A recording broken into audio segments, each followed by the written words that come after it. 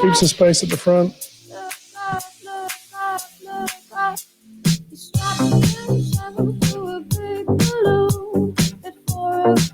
In the afternoon, and he went higher and higher, higher and higher, higher, higher, higher, until he reached the moon in the month of June, and now he sits up there, the man on the moon.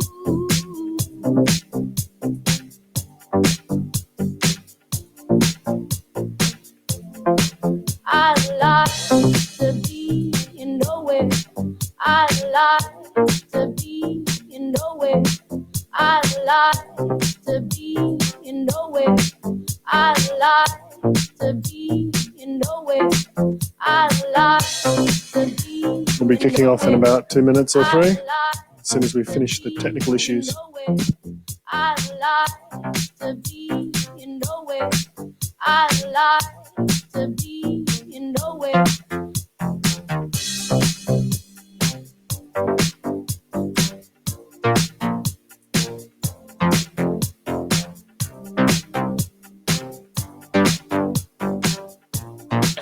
Here he David, goes, you know you want to be winding up up the for the front. shot, and Front.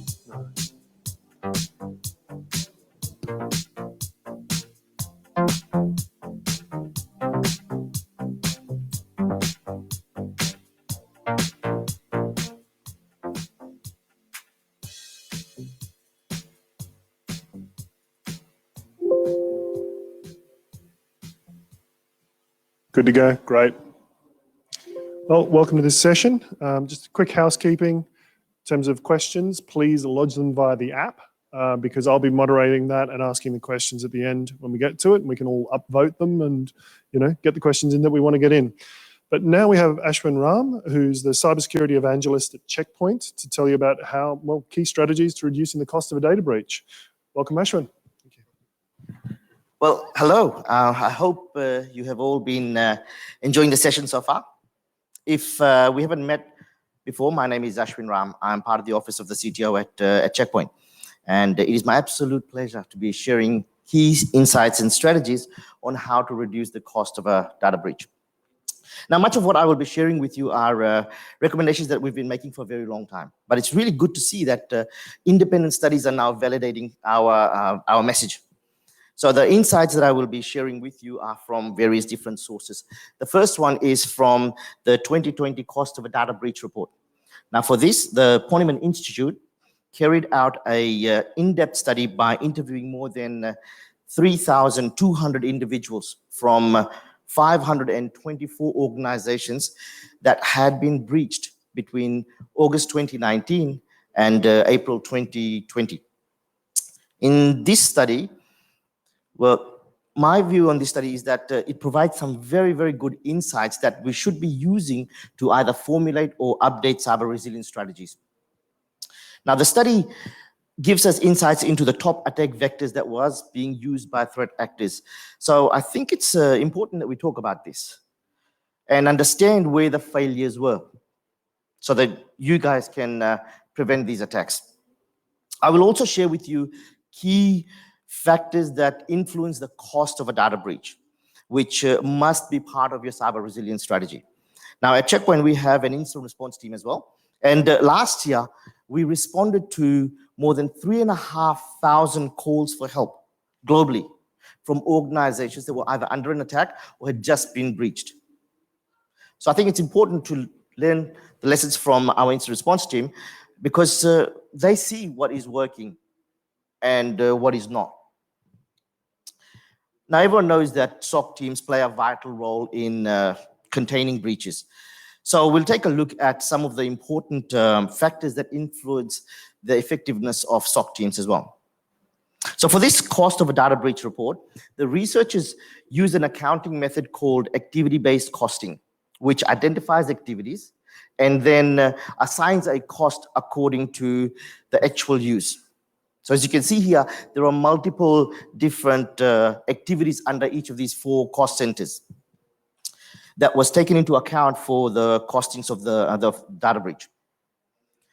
Okay, so now that we have some background, let me first start by sharing with you where the state of play is today. What's the current state of play?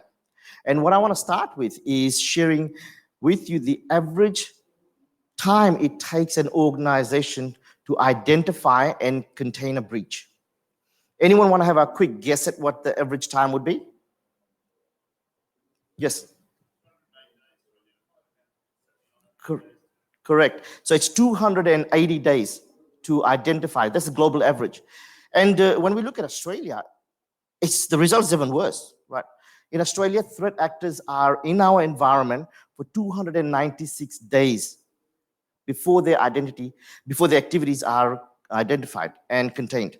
So that means 296 days, threat actors are creeping around our environment in Australia, Australian organizations, moving laterally, trying to understand their victim, and understand how they can monetize their activity as much as possible before their activities are identified and contained.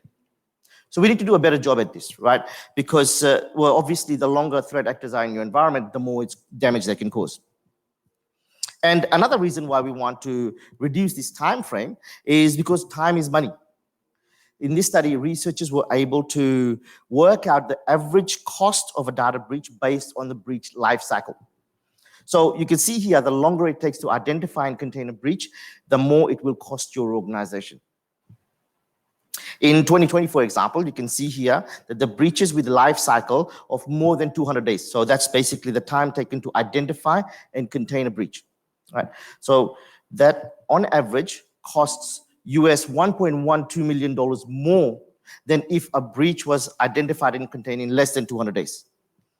So this is another reason why you need to implement tools that will help you process and identify and reduce the breach life cycle. And when we look at the average change of the total cost of a data breach from previous years, again, it's not very good news for Australian organizations, right? Because the cost of the data breach has actually gone up by nearly 10%, not a trend that we want to be maintaining. And if I can draw your attention to the bottom, you'll see that organizations in South Africa, Italy, France, and Germany have all managed to reduce this trend. They've actually been able to reduce the cost of a data breach from previous years. So it is possible. And the big question is then, what are they doing that we are not? Right? And so the answer is that they are doing a better job of addressing some of the big ticket items that I'll be sharing with you just a little later. Now, the Poneman Institute actually has also provided us with the root cause of many of the breaches, in fact, all of the 524 breaches that they investigated. So we can clearly see what the big ticket items are that need the most urgent attention. These are where most organizations are still failing to implement effective security controls. So the number one attack vector for that, now, by the way, just want to be very, very clear that most of the organizations will have security controls to address these vectors. But the problem is that the tools that are using are not very effective. So the real question I want you to be asking yourself is, how effective are my security controls and policies for these big ticket items? So the number one attack vector that for data breaches, according to the Poneman Institute, is compromised credentials. 19% of organizations that had a data breach failed to prevent corporate credentials from falling into the wrong hands. And another 19% of the breach, that's nearly 1 in every 5 breach, is due to cloud misconfiguration. Almost every company now has a cloud adoption strategy. Our incident response team have also seen a huge spike in cloud-based attacks over the last 5 years. 16% of the breaches is due to vulnerabilities in third-party software. So you must have a robust vulnerability management game plan. Having a well-segmented network is also essential in preventing an attacker from moving laterally once they've compromised your infrastructure using vulnerabilities. Next, I've actually grouped phishing attacks and business email compromises together, because typically a business email compromise starts with a phishing attack. So these two attack vectors were responsible for another 19% of breaches. These 5 attack vectors are being heavily utilized by threat actors and are responsible for nearly 3/4 of the breaches. So make sure you ruthlessly prioritize security controls for these top 5 attack vectors and reevaluate the security effectiveness of your tools and your processes. The Check Point incident response team have also worked a number of cases where businesses have had these controls, but were ineffective. So as part of your cyber security risk assessment, I urge you to identify the effectiveness of these security controls. I know it's a lot of work, it's a lot of heartache, but make sure that you do this because it will be worth it. Make sure you understand where you are vulnerable and deal with it. Now, please also make sure that you're addressing all of these other top attack vectors as well. Right, so make sure these receive priority in your cyber resilience strategy.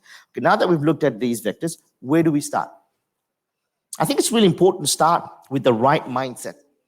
And when it comes to cybersecurity, it's a prevention mindset. The more threats that your security controls will prevent, the less your team has to run around and remediate. Now, anyone know the difference between prevention and detection? Do you know what it looks like? This is what it looks like. Our incident response team have worked many cases where post-breach analysis has revealed that the threats could have been prevented in many, many cases. Right? Most of the so-called sophisticated attacks that we hear about that compromise environments and organizations every day are not that sophisticated. Now, I want you to understand that most of these breaches could have been prevented. So you have to change your mindset. Now, I'm not saying that you will be able to remediate or be able to prevent successfully 100% of the attack. No. But where you are using defense, detecting threats, you've got to then automate that. So you've got to automate your response. So if you have manual processes, you must automate them as much as possible. Now let's look at the top 5 attack vectors, right? So the number 1 attack vector that Poneman Institute said was being leveraged was compromised credentials.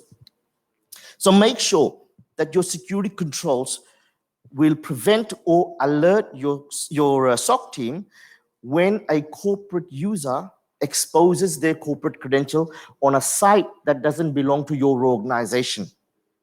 These security controls exist.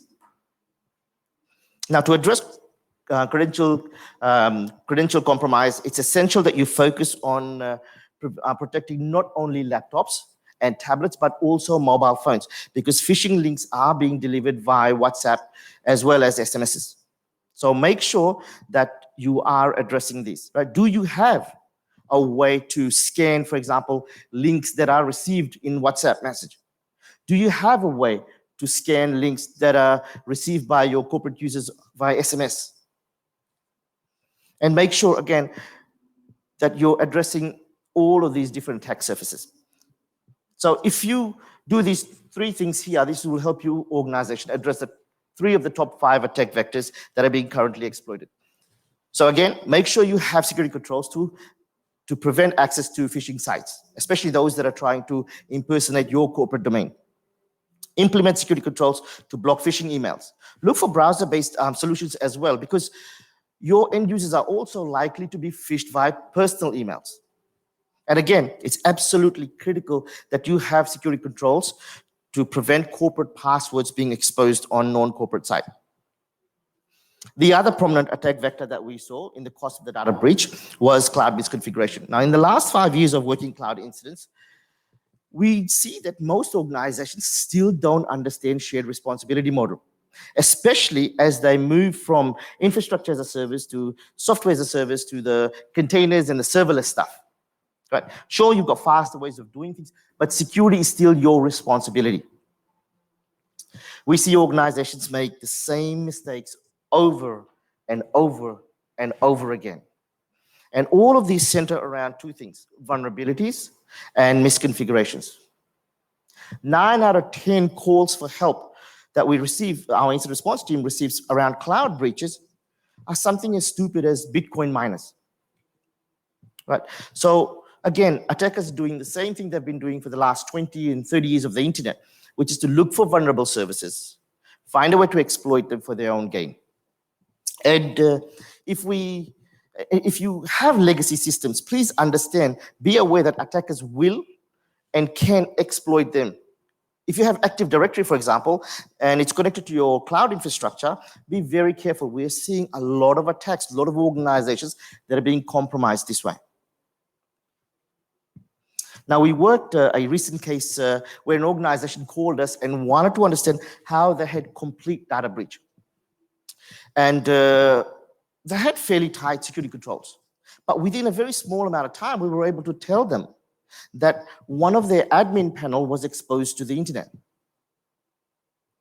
The attacker was able to access the admin panel, get root on the server, and started mapping out their cloud environment and how they could move laterally in the organization. And what they found is that the victim actually had a VPN connection back to their corporate network, which led to a database server. And well, it didn't really end well for this organization.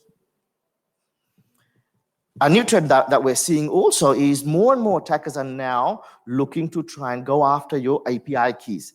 And I'll be honest with you, we don't see a lot of good hygiene around this. So make sure you focus on this as well. Now, we've started a managed service, a managed detection and response service here at Check Point. And one of the first things that we did was actually turn on our cloud posture management solution. And it became very clear to us that most organizations just don't appreciate how dynamic cloud environments are. The rate at which things are being torn up, spun up, and shrunk is just incredible. And so the key to cloud security is visibility and control. Make sure you have a way to visualize all your cloud assets and a way to automatically remediate misconfigurations. If you have a cloud adoption strategy, then cloud posture management solution, right, must be a non-negotiable tool in your cyber strategy. Now, vulnerability in third-party software is the other big ticket. It's not just the zero-day stuff that you need to be worried about, right? As you can see here, threat actors are still exploiting vulnerabilities from 10 years ago, and they're being successful at it. These vulnerabilities are just software bugs that threat actors weaponize. So virtual patching must be part of your vulnerability and patch management strategy. Now, we get it. It takes a lot of time to patch systems, but cyber criminals don't care. So you have to focus on preventing attacks before they reach vulnerable systems. Now, make sure your intrusion prevention systems are configured in line with vendor best practice. Make sure that you are automating the download of IPS signatures. Don't be the low-hanging fruit for attackers. Use virtual patching to prevent as much of the attacks as possible. Okay, now let's look at key factors that impact the cost of a data breach. I cannot stress how important it is for you to make sure that all of these factors are taken into account for your cyber resilience strategy. So what you're seeing here in the green are the various factors that will reduce the cost of the data breach and the cost associated with each of them. So according to the Ponemon Institute, the 2020 cost of a data breach report, testing and fine-tuning your incident response plan has the largest impact in reducing the cost of your data breach. Implementing an effective business continuity has the second largest impact in reducing the cost of your data breach. Just having an incident response team will help in reducing the cost of a data breach. And rounding up the top four is AI-based platforms. What we're really referring to here are platforms that can automate and orchestrate cybersecurity response to take the burden off your SOC team. So if you are not doing this already, I recommend that you invest your time and understand the benefit of automating your incident response and the benefit that it can deliver to your organization. Investing in red team testing, security awareness training, security analytics, encryption tools, and threat intelligence sharing also all yield very large positive return in reducing the cost of a data breach. Now let's look at some factors that actually increase the cost of a data breach. So the worst thing that you could do with your cyber strategy is to keep throwing point products at it, because you can see that this leads to security complexity.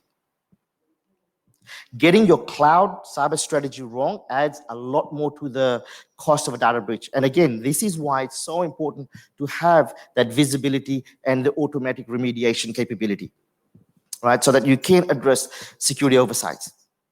Skill shortage is another factor that is costing organizations a lot of money. So it's important that you have a strategy to address skill shortage. All of these factors are important, and your cyber strategy must take all of these into account. Let's now take a deeper dive at some of the big ticket items here. Now, as you saw earlier, the most important factor in reducing the cost of a data breach is testing your incident response plan. Many of the organizations that called our incident response team for help had incident response plan, but when it was put to test, they failed miserably. So make sure your incident response plan, your playbooks, are validated by external incident response teams who do this for a living. They've seen more incident response failures than you can imagine. So they can help you fine-tune your incident response. You have to do tabletop exercise, especially under these new conditions. One of the key learnings from our incident response team is that most organizations don't have a platform to enable efficient cross-company communication and collaboration between every stakeholder during a crisis. The legal team, your PR team, your HR, your SOC team, your executives don't actually have platforms that they can use to communicate during this crisis. If your email system and your Active Directory is hit with ransomware, then how is your incident response team going to communicate? We've actually seen organizations having to revert to WhatsApp chat groups because they had no other choice. So ask yourself, do we have a platform for crisis management that will allow all of our stakeholders to be able to effectively communicate and consult with each other? And if you don't have this, then it's time to invest in one.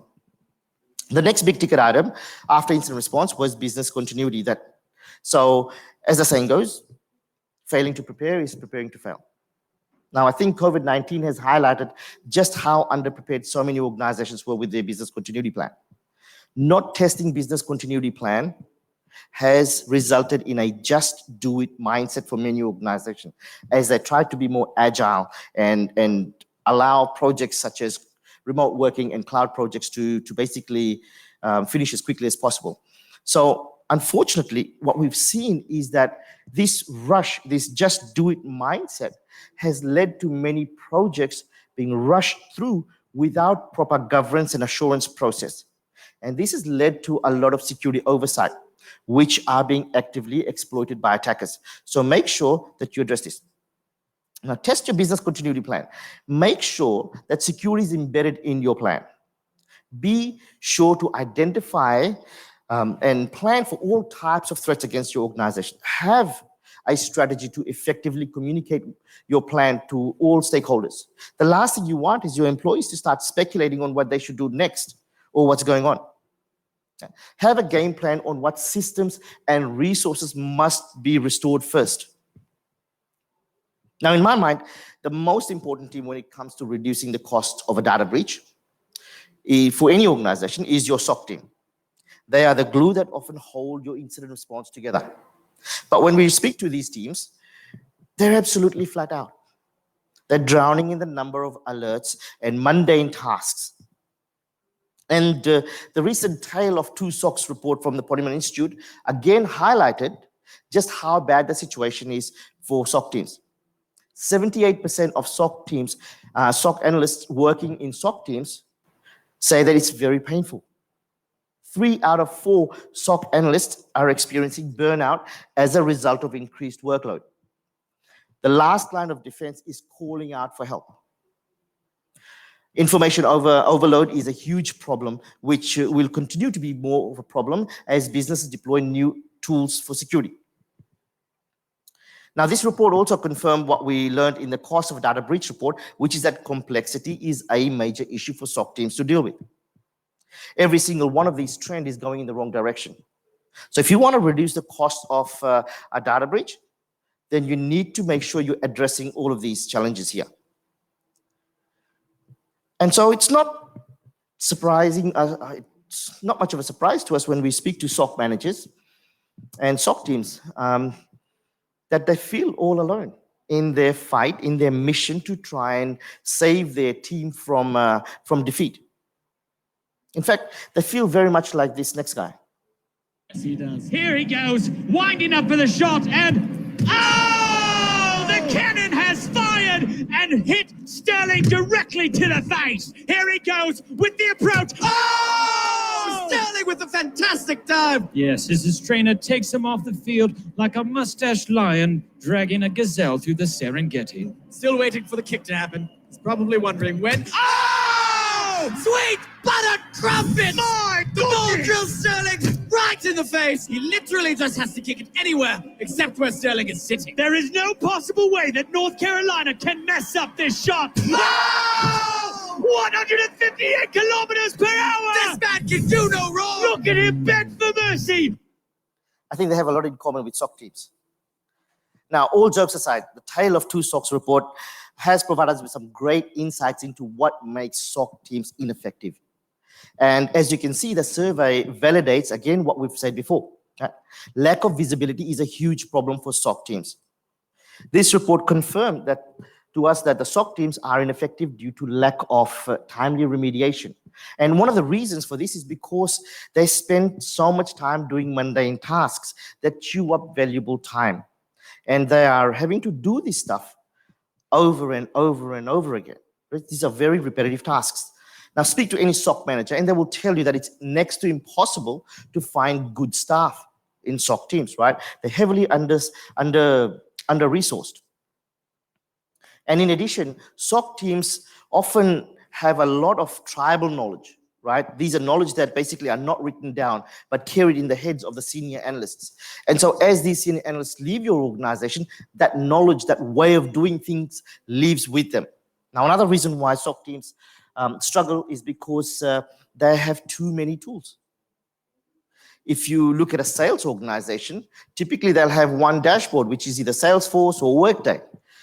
And they can get all the information they need to carry out their work. But for a SOC team, they have to manually check multiple tools, validate against various different systems. All of these things take time. It increases the time it takes to identify and contain breaches. So the problem with having a lot of these security tools is that there is no connectivity fabric between them.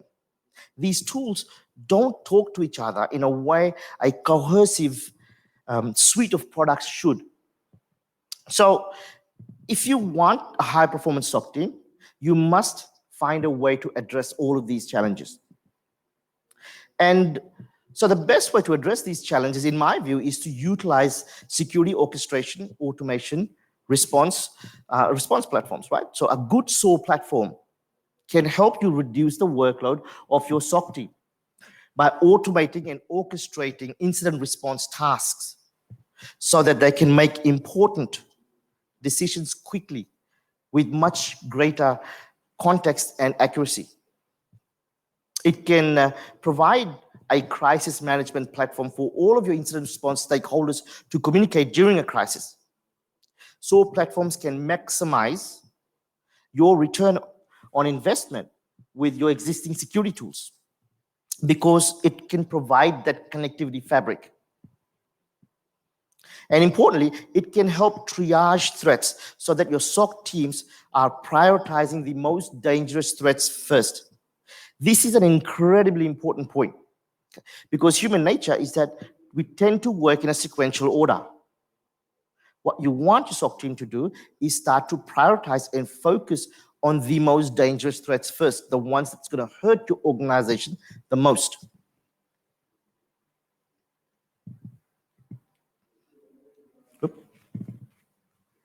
And so as you're investigating your SOAR platforms, make sure that the platform can take all the alerts from different systems, from different vendors, right, and automate them in a way that it puts all the same threats in the same bucket.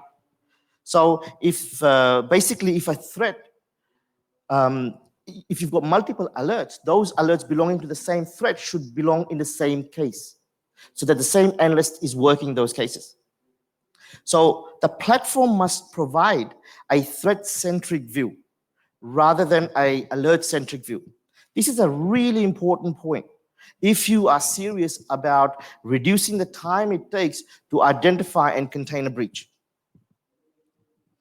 And so my final thought on selecting a SOAR platform is that the platform must be vendor agnostic. This is why we've partnered with Siemplify.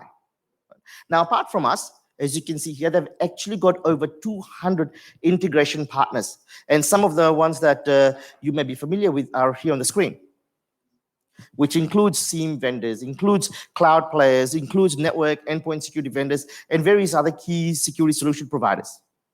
So please take the time and understand how a SOAR platform can help you reduce the cost of a data breach.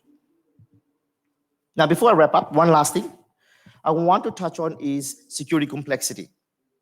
The reality is that most of us will have many different security tools from different vendors. Now, as I showed you earlier, security complexity was the largest factor in increasing the cost of a data breach. So have a strategy on reducing the number of point products you have. At Check Point, we have been helping organizations secure their network, their endpoints, their cloud, mobile, as well as IoT. We help secure users and their access no matter where they are. And our incident response team can help you with security assessment. We can help you fine-tune your incident response playbook. We can actually help you also build out your SOC capability. So to wrap up, very important that you focus on preventing attacks before they do the damage. Don't be the low-hanging fruit for the cyber criminals. The big ticket items to focus on to prevent attacks was compromised credentials, so have security controls for that, cloud misconfiguration, third-party software vulnerabilities, phishing attacks, and business email compromise. Please reevaluate the security effectiveness of the tools that you have. This is what is causing a lot of the heartache for many organizations. And make sure that you've configured your security in line with vendor best practice. I shared with you 25 key factors that influence the cost of a data breach. Make sure that you ruthlessly prioritize on these. Test your incident response plan and your business continuity plan. Be sure to carry out tabletop exercise, especially under the new normal conditions. Invest some time and understand how a SOAR platform can help you reduce the time it takes to identify and contain a breach. And invest in a crisis management platform that can be used by all of your stakeholders when the unfortunate happens. Look for solutions that can help you build repeatable, automated security processes. Very important. And finally, start the process of consolidating and simplifying your cybersecurity. So thanks so much for your time. We're located at G11. Come and say hello to us. We'd love to have a conversation around how we can help you automate your incident response. Now I think we can move to question and answers. Great, thanks for that. Tim actually asks here, and he's got quite a few upvotes, can credential exposure be detected from personal computers not on the corporate network? And if so, how? Okay, that's a great question. So the solution that we have is corporate credentials being identified and stopped if it's on corporate devices, right? Because there's an AD integration that needs to happen there. Yep, so. Great. Tim also asked with the breaches that have been investigated by Check Point, do you have any comments on the role of cyber insurance in reducing the cost, whether it's effective or not? Insurance and the compliance requirements. That's a great question. Okay, so here's my view on cyber insurance, right? You've got to stop using that as a get out of jail card because we are now getting reports that some cyber insurance companies are going to stop providing cyber insurance now. And for example, you take the recent breach in the States with the pipelines. That breach will cost in the billions for cyber insurance companies to pay out. So I think the trend will be that you'll see less and less cyber insurance companies offering cyber insurance. That's the first thing. The second thing on cyber insurance is that we know threat actors are actively targeting cyber insurance companies because they want to know which companies are paying for cyber insurance because they will get paid. It makes it easier for them, right? Easier if they for know what ransomware. those targets are, they'll go after those organizations first. Does that make sense? Yeah, easier on the ransomware if you know you can get paid. Absolutely. Yeah. One thing I also noted in some insurance policies I've seen recently is there's an exclusion if you haven't detected it yourself. So if somebody else detects it and reports it, they don't pay out. So you actually need to stay on top of your stuff for those insurance policies to pay Absolutely. out. But that's a different one. Another question here is, from Lee, was malware involved in data breach research, in the data breach research you had? If so, what percentage of attacks involved malware rather than maybe sort of more targeted attacks?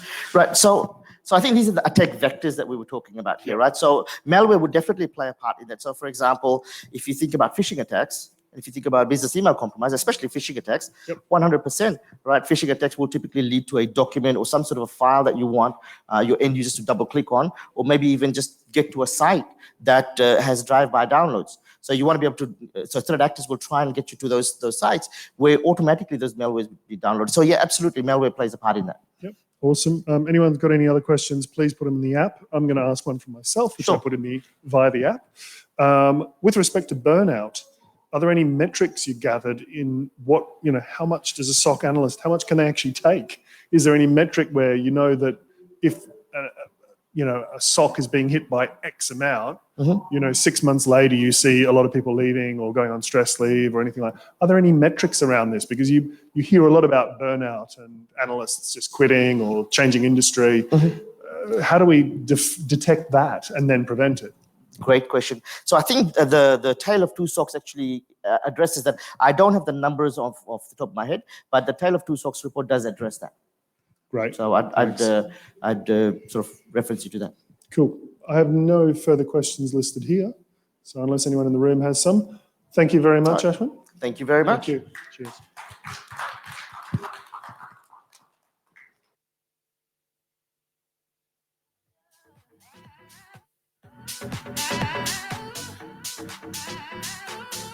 How deep is your love?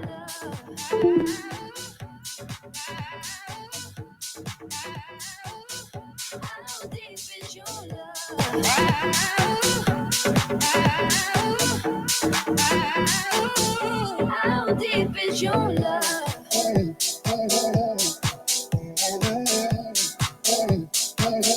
How deep is your love?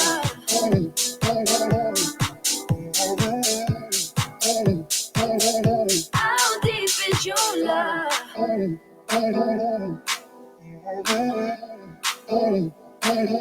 How deep is your love?